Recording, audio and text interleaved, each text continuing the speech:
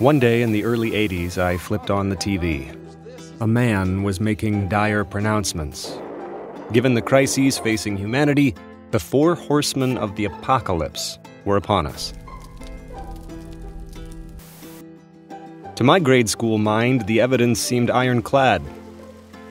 I looked out the window and could hear the drumming of hoofbeats. In time, those particular horsemen went out to pasture, and others broke loose, only to slow their stride as well. I began to see that the apocalypse wasn't coming. It was always with us. It arrived in a stampede of our fears. In the past, these fears made for some of our most popular fiction. The nuclear winter in On the Beach, God's wrath in the Left Behind series, weaponized biology in The Stand. In most stories, the world ended because of a single event, a choice we made. Their horrors could be stopped, their problems solved. Today, bookshelves and screens overflow with a different kind of Armageddon, where the origin of our doom is more diffuse. Our fears are broader, deeper, woven more tightly into our daily lives, which makes it feel like the seeds of our destruction are all around us. We are more afraid but less able to point to a single source for our fear. I remember feeling this same anxiety while standing on a bridge and watching the cars flow on the highway underneath. It filled me with panic, like something was careening out of control.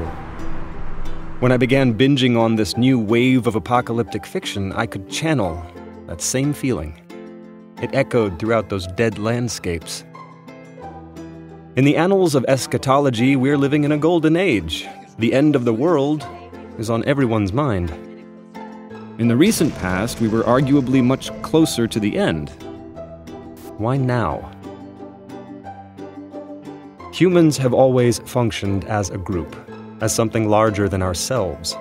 But the scale of that organization has grown so much, so quickly, that there's been a shift. The latest wave of apocalyptic fiction feeds off the feeling that we are part of something we cannot escape, a self-aware piece of a larger puzzle, an emergent consciousness in a larger emergent system. It is as hard to fathom as the colony is to the ant. The problems we face will not be fixed at the level of our lifestyle. Where would we start? With our commute? With candles? The pull from above is too strong. Solutions must be implemented at a higher level of organization. We know this, but we have no idea what those solutions might look like.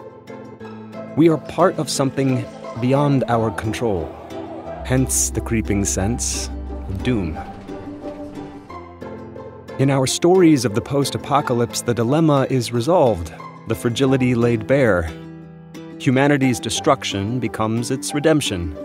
Society's doom saves the self. Standing on that bridge now, I see more cars than ever before. Beneath the roar of engines, I hear the sound of hoofbeats. As they draw closer, that old feeling rises up. But I know now that it comes not just from a fear of the end itself, but from knowing that the rider is me.